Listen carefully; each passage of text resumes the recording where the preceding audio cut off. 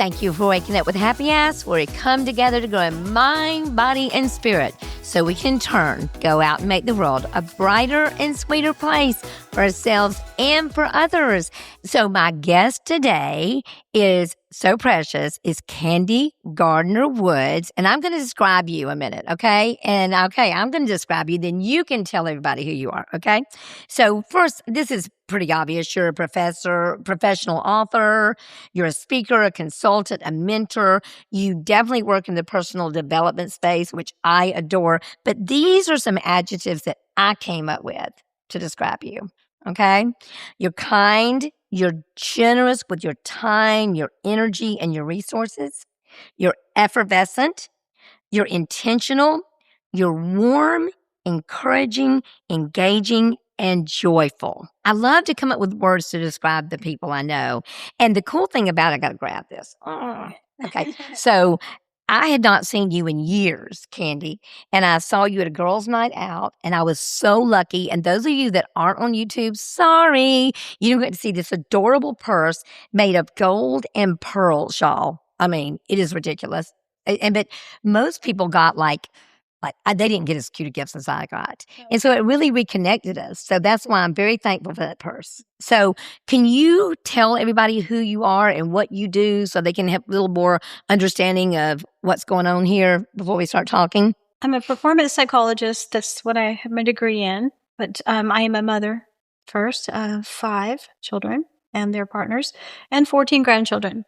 So I decided when I started having children that, actually when I got to my 5th one, I thought, oh my gosh, I need to do something. I need to learn how to do this well. And so I went into the field of psychology, which has been very beneficial for myself and for many, many others. So I did that. And then the authorship, I've been really tinkering with writing since I was a child. I absolutely love books. I could just dive into them. Mm-hmm. And so I wanted to be an author. Well, I started with children's books first.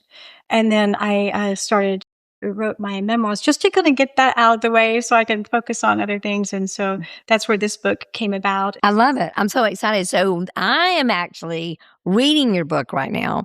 And it's called the MANual. Those of you on YouTube can see this. Those of you not, but it says the MANual. I'm Southern. It's hard for me to say. Chronicles, and it says a how-to for her, an inspiration for him. But y'all, it's spicy in all kinds of ways. It's really a good book. I fell asleep before I got finished with the whole thing. I ended on the night. Yeah, I ended on that's where I was on the white night. So you've got to read this book. It really is good. And part of our conversation today is going to come from this book.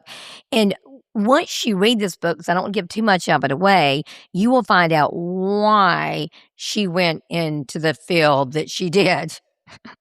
You'll also find out why her children mean so much to her. So what age were you when you went back to school? Because it was after you started having all your kids and stuff. 32, I think. Yeah. My youngest daughter was a baby. She was just infant when I went. Yeah. I did the same. I went back to college to finish my degree when I was pregnant with Sheldon, and actually nursed him in the library in the corner on my first exam. But I want to talk, and we definitely are going to talk about your Love and Life Unlocked seminar that's coming up that I don't want people to miss. We're going to make sure we get this out before that. That'd be great. So people can have the opportunity to attend. Okay. But I'm telling you, your book, you know how sometimes you'll read a book and it takes you a little while to get into it? This one grabs you by the neck and throws you into the picture. Okay. I'm just going to tell you the first sentence or so.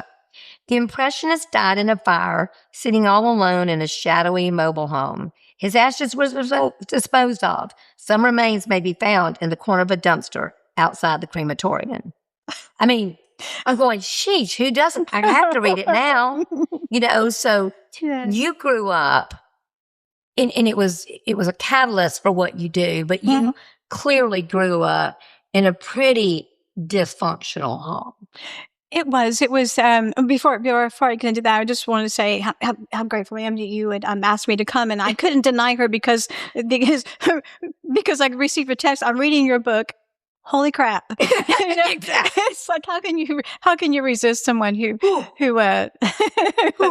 but no, it was quite dysfunctional, but not on the outside. Everything was great. We attended church on a regular basis, and you wouldn't know.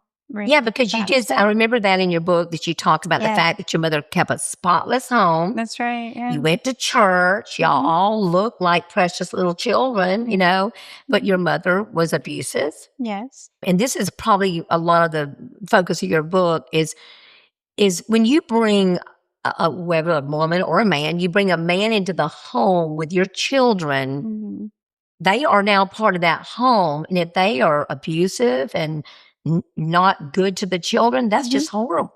Right. And y'all lived through that. We did, yes. And it wasn't, the abuse mainly was the biggest part was my sister.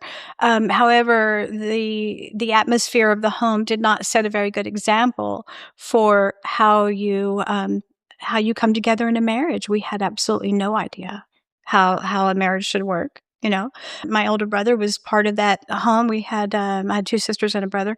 He married his wife after 9 days meeting her. Well, he proposed to her. They got married very soon after, and he's been married ever since. Beautiful, loving, wonderful relationship. But the things that we have is we had to teach ourselves pretty much. And of course, my siblings and I are tight as thieves. So and you're very close to your children, which is really interesting too, because I don't want to give too much of the book away, but I do want to ask you a few things because it's so amazing. So we went, and she gives everybody names. Like instead of being their name, they're like the impressionist, or they're like the knight, or the prince. Well, there was one that was the what was that one? The Crusher. Yeah, the Crusher. Oh my goodness. So, but I noticed your pattern too, if you don't mind me saying. That's all right. Because we do repeat what we're taught in home unless we break that cycle. Your mother tend to bring a lot of men, have a lot of relationships come and go, and got involved fairly quickly.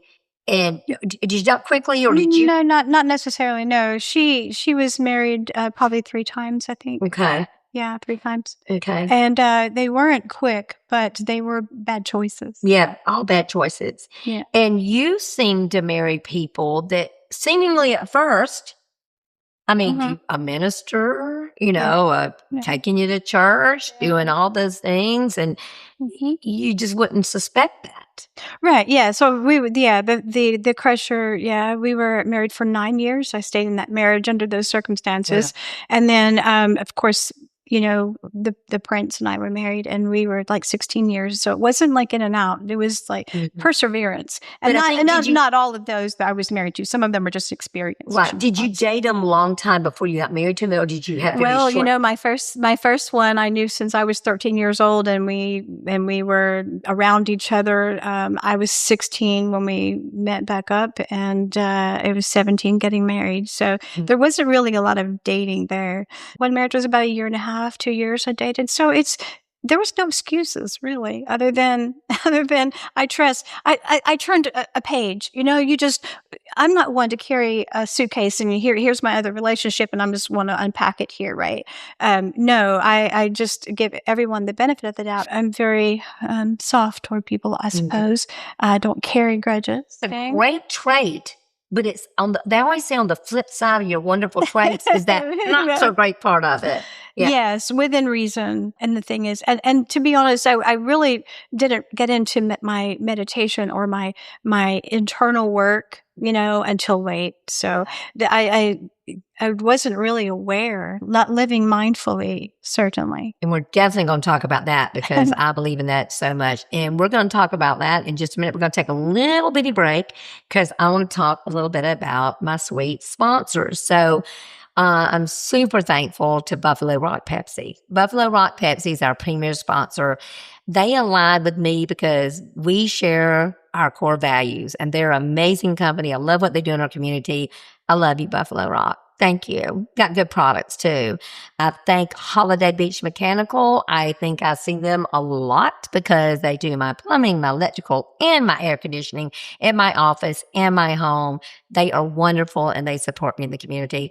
I had to change clothes before I came up here, Kandi, because this darling top, for those of you that are on YouTube, those that are not will have to imagine it. But this top is from Amore Boutique, which is one of my sponsors, and they're darling. Love them dearly.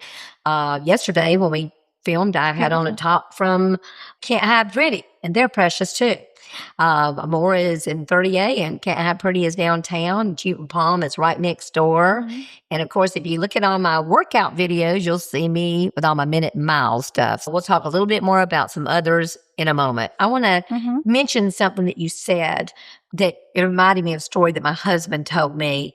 And I think it's part of the work that you do of helping people being mindful and thoughtful about their decisions, consequences of their action and stuff. So my husband was a alcoholic, but he was sober for 26 years before he died. He said that he remembered growing up and his father was so angry, just a very angry man. He screamed and hollered and raged. And as a little boy, Hugh always said, I will never be like that. I will never, ever do that. And he discovered that when his son would cry, when one of his sons was really little, he would get so angry and he would scream at him. He realized, oh my gosh, here is this baby that I love more than anything in the world. It would lay down my life for. But here I am repeating the same pattern of my family. So you do some work in that regard with people, right? When you're mentoring people and teaching people in mindfulness and stuff like that. And what do you find in your work helps people get past those old patterns? Usually when people come to me, they're wanting to change their patterns. They already realize that there's something wrong. Or if they don't identify them as being their patterns, but they know there's something wrong and they want to do something differently. And then when we explore, and I try not to when I'm working with people to go, take them back into their past too much, because we're forward thinking and we want to create a new vision. And however, we do look at, what brought you to this place. And so you just be intentional about what you want in your life. We do the core value to find out what is important to you, what drives you, and we create the new behaviors, new intentions, we change the mindset, and it can break that. You have to be intentional though, and you have to do it every day. You've got to your mantras help as well to break those patterns of behavior. That's so wonderful because I know that when we're talking about core values, and I think you and I were talking about it, a lot of people think they know what their core values are. And a lot of times we pick core values that we think we should have. That's right. Yeah. And I'm excited because you and I are going to pick a date. I'm going to do whatever I've got to do.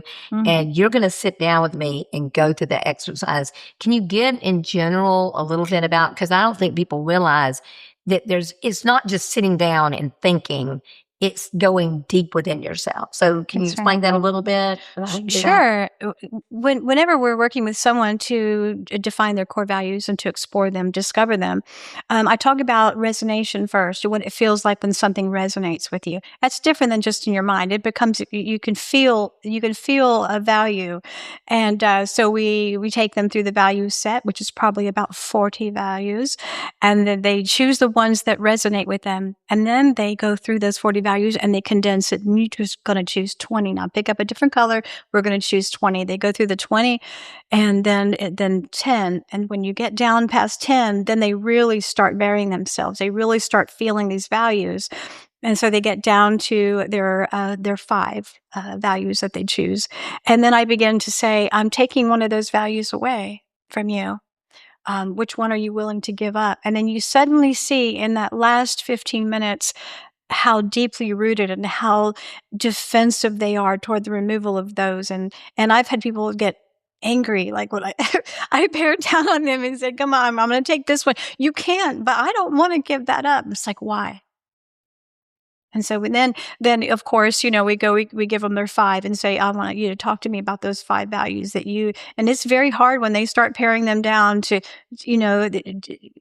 the tugging really begins, and then they define why they're so important to them. Because they're all good values. Everybody has most of them. Okay. Everything. And women feel like they should have love and they should have family, and they feel guilty if they don't do this, and they feel guilty if they don't do that. And it's like, you have those that drive you, that cause you to wake up in the morning and manifest your day. Did you say, I think you told me too, that you use kind of meditation.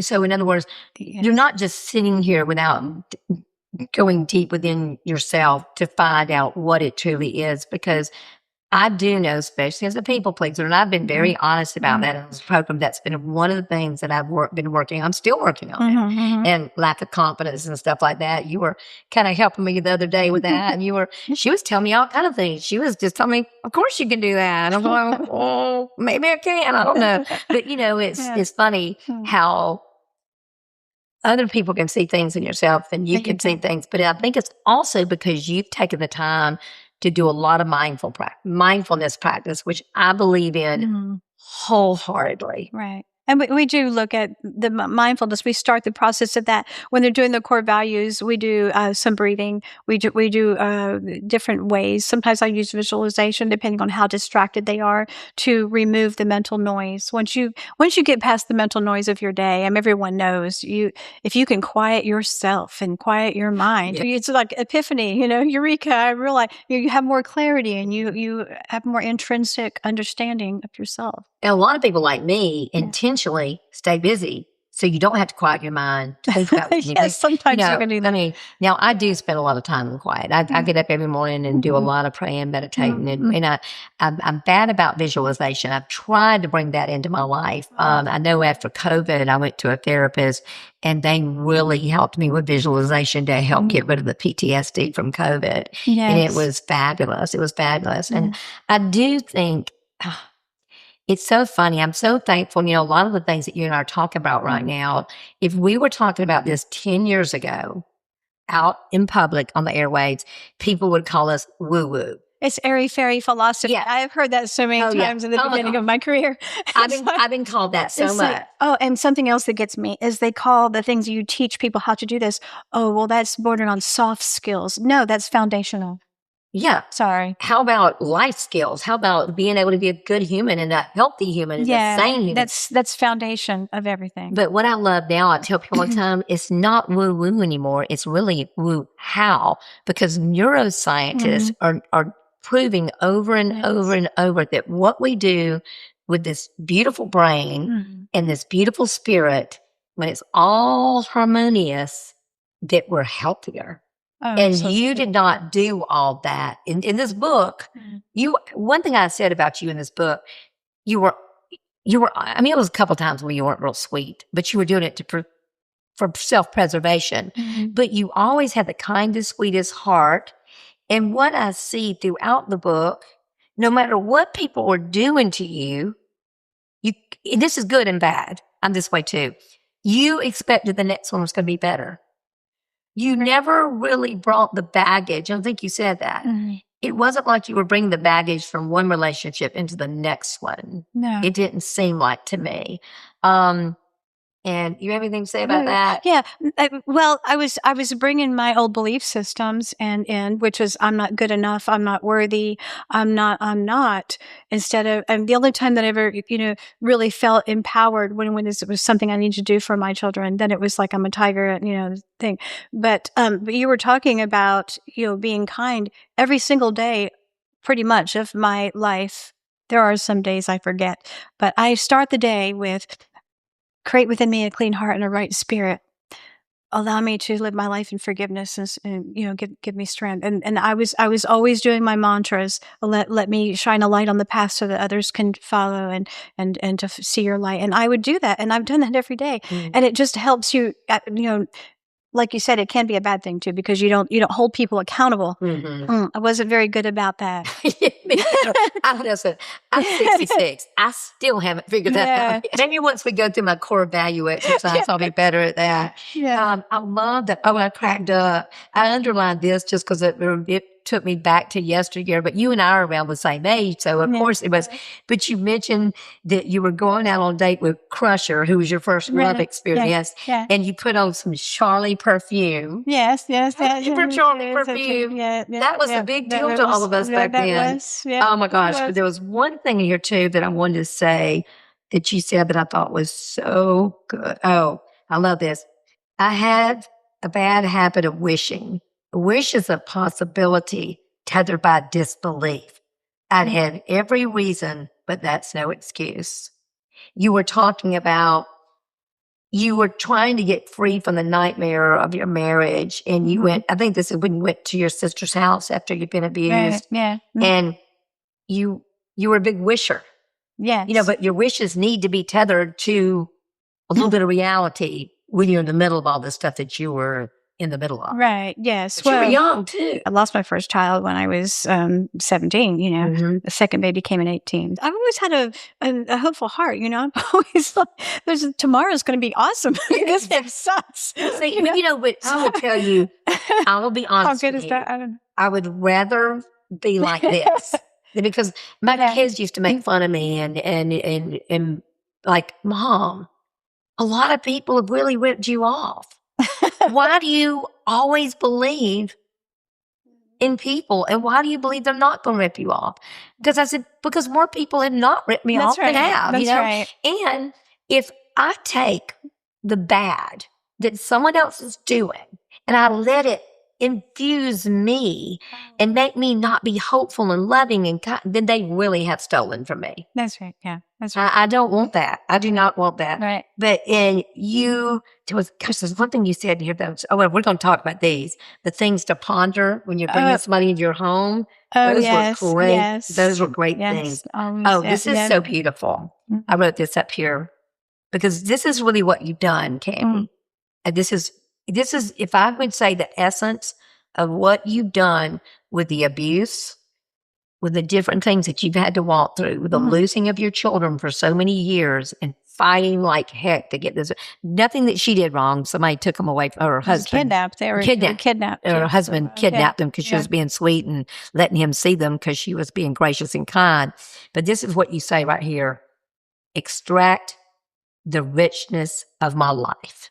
What you discovered in writing this book and living through all these things and doing the work that which I promise you 100% the work you're doing now is because of this right here.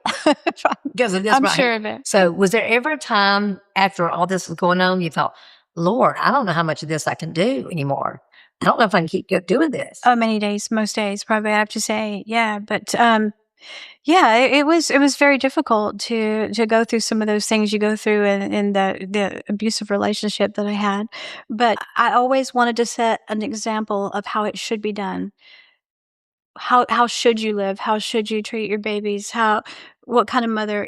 My kids, I'll tell you, I've never raised my voice at them. I haven't either. It was never laid a hand to them. It was because I wanted to be so different. I wanted to be one with loving and understanding and things like that with my kids. So even though you go through those dark days, and you had days where he was like, God, I just don't think I can manage this anymore. And I've asked God, take me in my sleep. I can't bear it anymore. I was like, how can I take another day of this?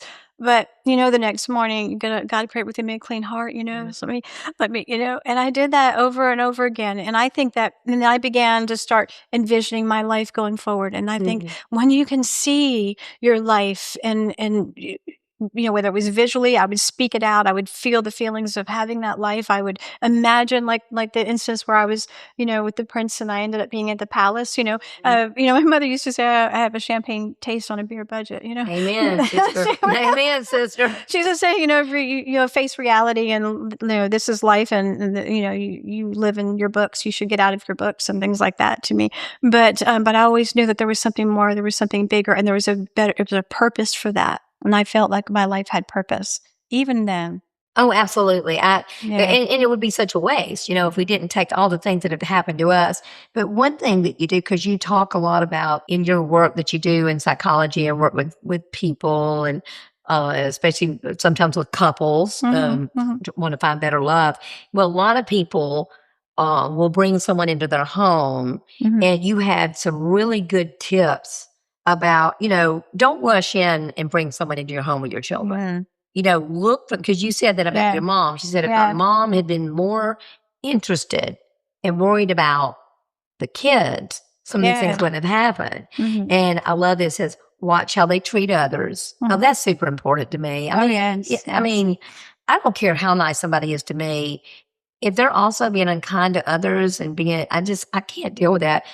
Do they hold themselves accountable? How do they respond to their family? How do they treat their parent? Oh my gosh, that is so good.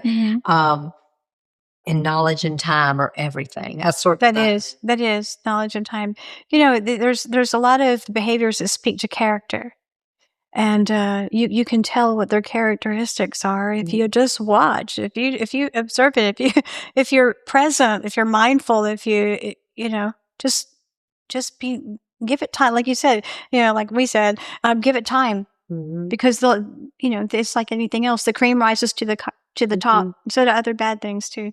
Yeah, it's so funny. But you said your sister got married after 9 days, but I've known some people like that too. But for the most part, that's not the way it is. No. I think that this will be a good time to start talking about. You got to read the book, y'all. I haven't finished, but I'm almost finished.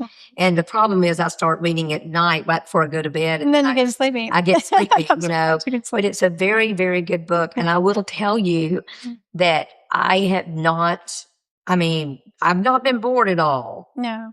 There's some happy things. Yeah, it ends. Well, we know it ends happy because you're sitting right here.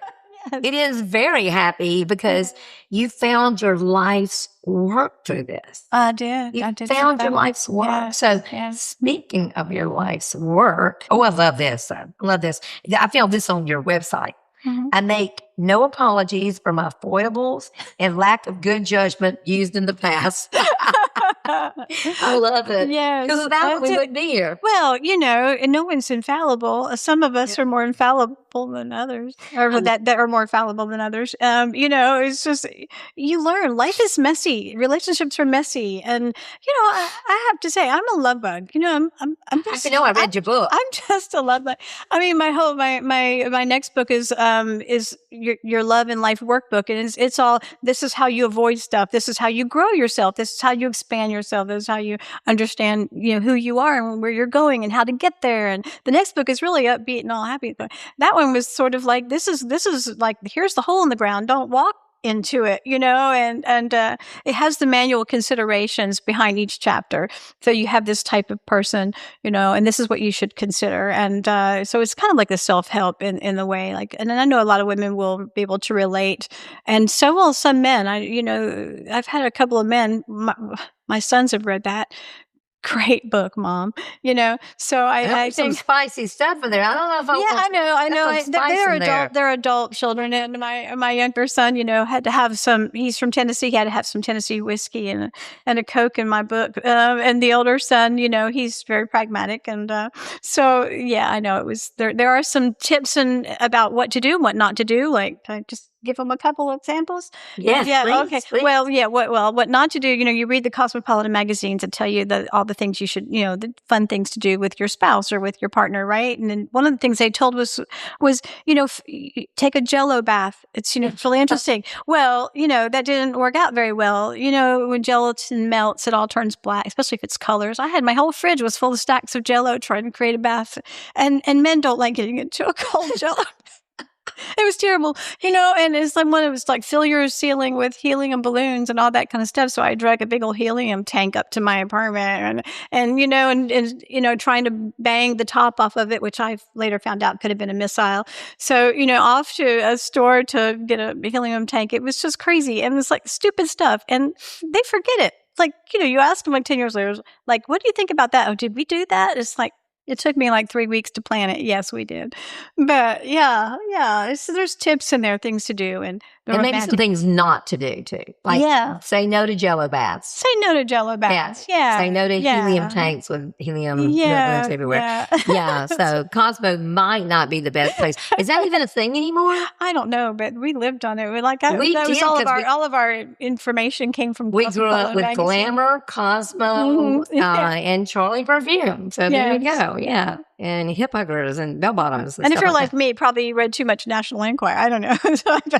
Don't do that. That is so funny. My grandmother, I always think my grandmother's books, true crime. Yeah. And they were spicy too. They had some spices. I don't know if I'm supposed to be reading this at this age, but so the good thing is you're about to have a seminar. Yes. At Margaritaville, Love and Life Unlocked. It's going to be on March the 14th from 10 to 2. I can't read the cost. It's very expensive. Yes. Well, the Margaritaville Resort and Beach Cottages are just opened up, and they're on the beach, and it's absolutely stellar. It's a beautiful, beautiful, beautiful resort. And they have made our prices very good for our participants. If you want to come during that weekend, just make it a 2-day weekend. A great Valentine's present too for people, because you can buy your partner this workshop. It's going to be hands on. It's with one of my colleagues. He is an expert on mindset. And he has written success books himself. He has 8 companies, a robotics one. So we will have a robot there. We're going to ask this robot some questions on love and life and see what they have to say. They'd probably be just as smart as Cosmopolitan. Yeah. I would imagine. We're going to have a wonderful workshop. We're going to do core value things, teach you how to color breathe, teach you how to de-escalate yourself, how to, at the last, when it's really necessary. And also to do some mind mapping, give yourself clarity. It's going to be action-packed full day. Well, it's 4 hours, and the cost is $300 for a couple.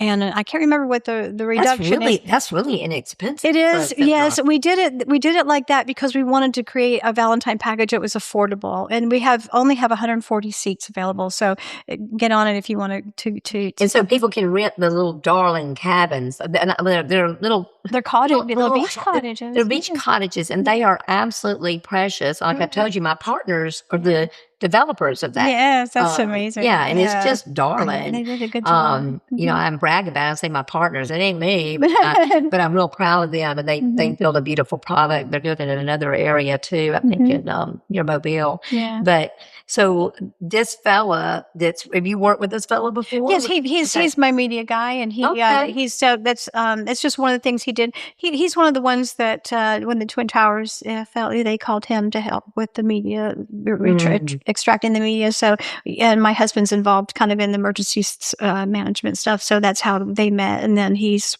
worked with me on my things. But he's a brilliant guy, and he's very soulful. He reminds me of Leonard Hofstadter. Leonard Hofstadter with, I don't know if you'd mind me saying that, with The Big Bang Theory. Oh, Leonard Hofstadter. Yes. Oh my gosh, I love The Big Bang Theory. I mean, you walk in this guy's door and he's got a stormtrooper on one side and robot on the other. He's amazing and very effervescent. But it's going to be a day, March 14th, from 10 to 2. And of course, enjoy the weekend at the beach. If you can come for the weekend, that'd be great. And, that'd be great. Yeah, because like you said, Margaritaville will have packages for people to come stay if they're coming to that event. Yes, and you can find on the website, it's Love and Life Management. We'll have that. We'll put a link to this on the podcast. Oh, that would be nice, so that people can find it on YouTube and Apple and all the different places. Yeah. So, Kandi, you've been doing this for about 20 years? 28 years. Wow, 28 years. Holy moly. I know. That's so cool. Because you're like me. We went back to college when we were older and got our degrees. I did too. Yes. You were smarter than me because I got mine in education and I did absolutely much of nothing with it. And I tease all the time because I was special ed. And I said that has helped me be a really good broker because I deal with all kinds of people. Right. By being a broker. But you're also a teacher. Yeah. So I love being a teacher. you teach and train everywhere you go. I've seen you. I've heard you speak. And so it's not that you're not using it. Oh, I definitely am using it. I'm not necessarily using the degree, but I'm always thankful I went to school though. Sure. I'm always very thankful I went to school. One thing I want to ask you about is your experience, because don't remember exactly where in the book, But I think you were talking in the very beginning of the book how you kind of had always dreamed that you would live in Scotland. Yes. And where did that come from? And you ended up living in Scotland. I'll tell you, it came from, I started reading Barbara Cartland books when I was 13 years old. And Barbara Cartland was related to Princess Diana in some way. I can't remember. I think it was her great auntie or something. But anyway, she was part of the royal family, just, connected to the royal family. And so in the books, she would talk about Scotland, England, and she talked about the palaces and the heroine of the story, they were always mystery romance stories. So my family's always told me that they were going to sue her estate for damages because she's ruined me. But I've always wanted to live there because it sounded absolutely fantastic. And so I told my mother I wanted to have lunch at the palace sometime. And when I was little, and she'd say, she goes, you're ridiculous. That's not real. And so sure enough, I ended up meeting the prince. And wonderful guy, still just adore him. He's a great guy. But I ended up meeting him, and I moved to Scotland, and he was part of the Queen's urban regeneration program. I think he was an accountant, and so we were invited to the palace there, and it was great. It's Hollywood Palace over there in Edinburgh, and I showed up, and the guys in all the wigs and the pantaloons, and announced us, the Marquis of this, and the Marquis and the Duke of this, and Esquire, and then and Mrs. And we had a chance to do that, and I recognized it when I walked in. But that's the power of visualizing. I visualized being there. I visualized being in a palace or having dinner, and sure enough, there's power in what you think on a regular basis or what you speak out into the universe. There's power in it. So if you don't want to do something, don't keep talking about it. Don't keep talking about it. Yeah, definitely don't talk about what you don't want. That's right. That's something I don't do anymore. I do not spend any time when I catch myself talking about something I don't want. I go, you're just telling your brain you want it. Yeah, your just gotta don't do that. You talk about what you want, not what you don't want. Affirm it. So who did you? So you ended up marrying. Did you marry the husband in Scotland, or did you marry then move to Scotland? No, I married him in Scotland. In Scotland. In Scotland. Yeah, I'd gone over there to meditate and to seek direction in my life at that point. And I just briefly met him in a taxi. I stood in front of him in a taxi queue by accident because, they line up, and I didn't know that. I thought you go to the curb and hail it. Yeah. And so I ended up sharing a taxi, and just, if you need anything while you're in Scotland here, and where are you going? And I said, Oban. And, he sent flowers abroad. He sent me flowers just to say, hope you have a wonderful time in my country. And he found me, had to find the American on the island. He had to call people. Yeah. But anyway, that's kind of how we ended up together. I went over there, and we got married. It was great. 16 years. Yeah. Wow. And how long have you been back from? It's been like 5 years now. No, it's been a bit longer than that. I think, about maybe 8, I guess now. What, of course you love being in the United States, but what do you miss about Scotland? Simplicity. It's about connection. I mean, you'll see people ride down the sidewalk with in their basket got bread and a bottle of wine, just going to a neighbor's for tea, It's right. It was great. Yeah. Yeah. I can handle, I really know that I can handle some simplicity right now. Yeah. It's very peaceful. I could really handle some simplicity. It's so beautiful. So what would somebody, I know you do coaching, so someone could go, and we'll also have your website linked up here too. Mm-hmm. You do coaching, you do individual coaching. I do, yes. You do seminars. I do. Mm-hmm. And you speak. Right. And you write. Yes. And we also do I have a Diamond Quality Guest Service program. I saw that.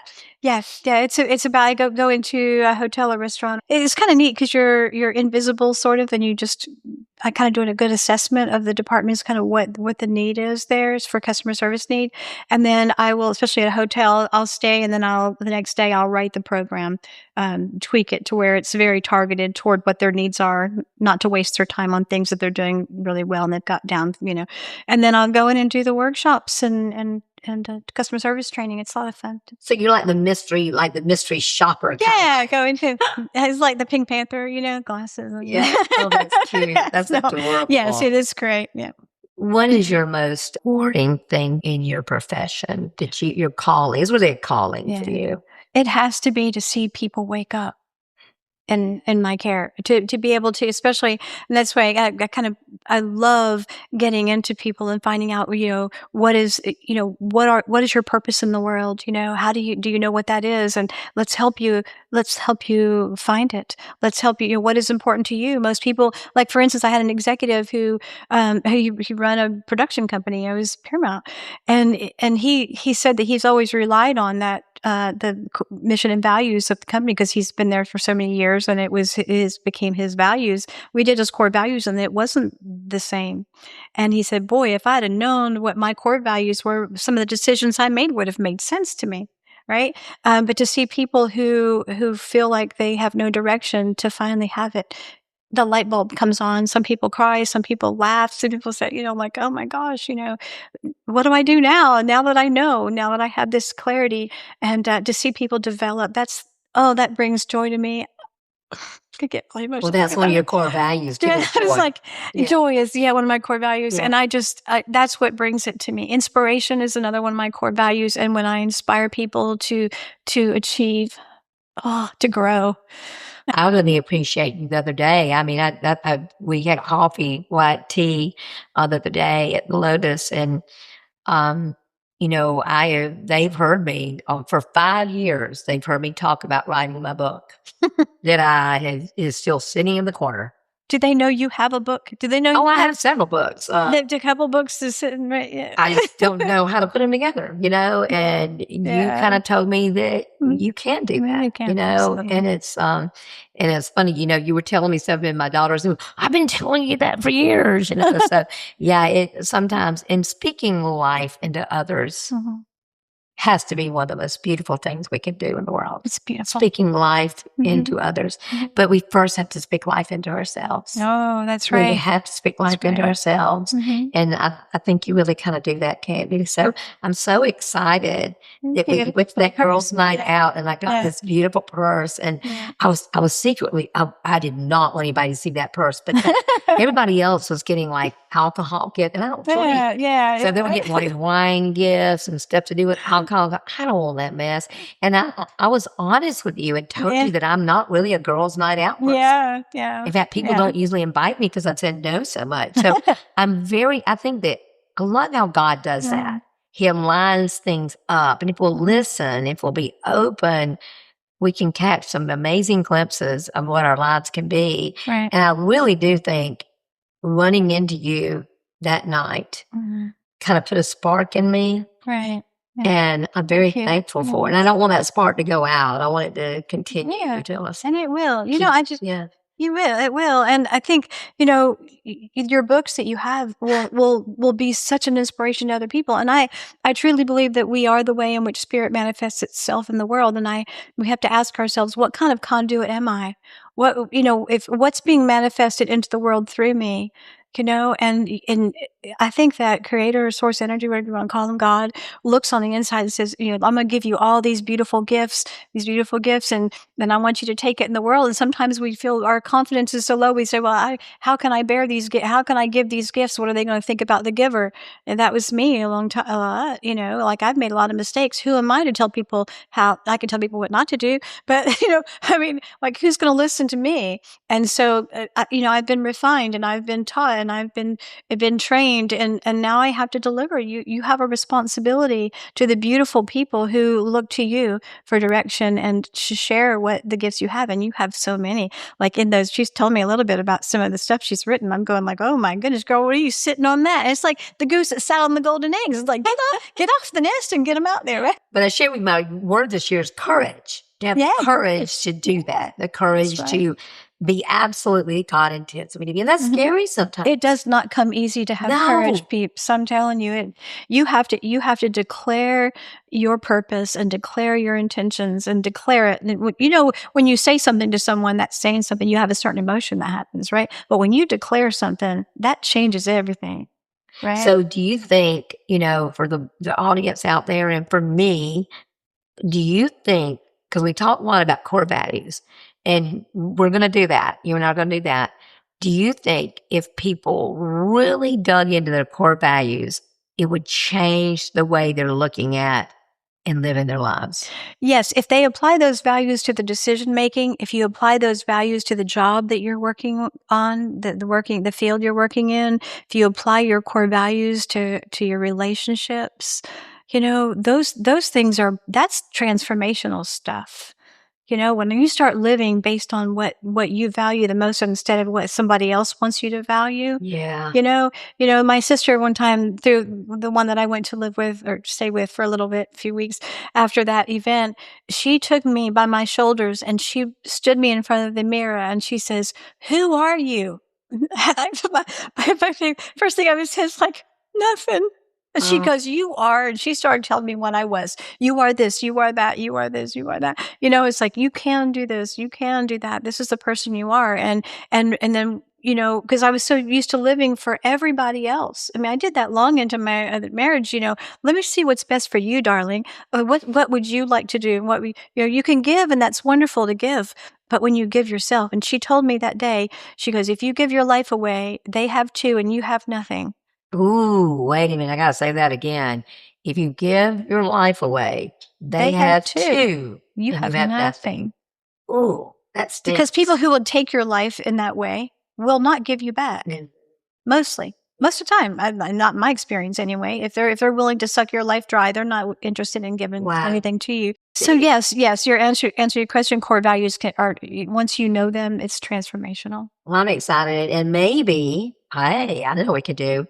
After I do that exercise, you've got to come back.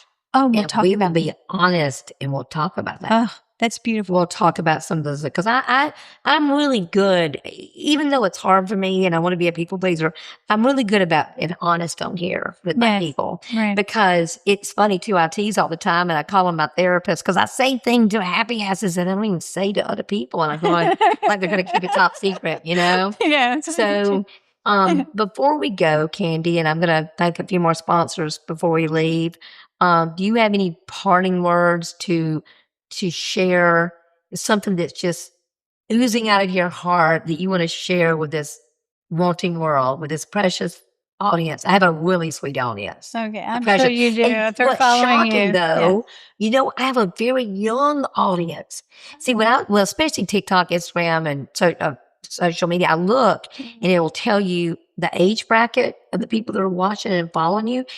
I always thought it would be like the people level 50 and above, because I call myself level 66, age 66.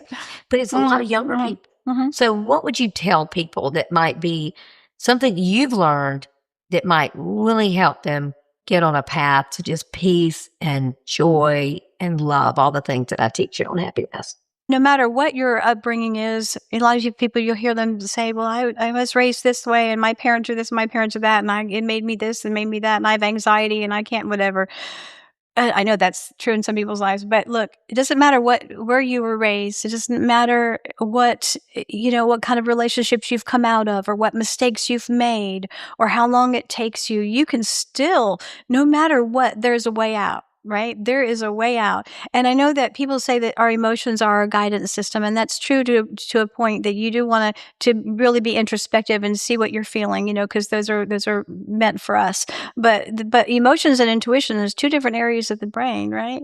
And hone your intuition, and you can do that through prayer, through meditation. You be aware of your surroundings, be in tune. And I'll tell you, the only thing that has brought me through the things, and I will say this, I've had some great experience. I mean, it's not always been tragedy my whole life. It has been some amazing, awesome. I mean, I've traveled, I think I mentioned this in my book, I've traveled and, all over the world, and I've, trains, planes, automobiles, and really an Amherst camel one time, so there's been a lot of good things, but I'll tell you, I've been through some crap. And the only thing that's brought me through is that mantra every day. My spirit, God, create within me a clean heart and a right spirit, and keep me in your light. And if you stay in the light, no matter what, I mean, darkness can't drown out light. Nope. Right? Okay. So stay in the light, go to God, go to the universe, stay close to that. And no matter what you want to achieve, you just speak it out.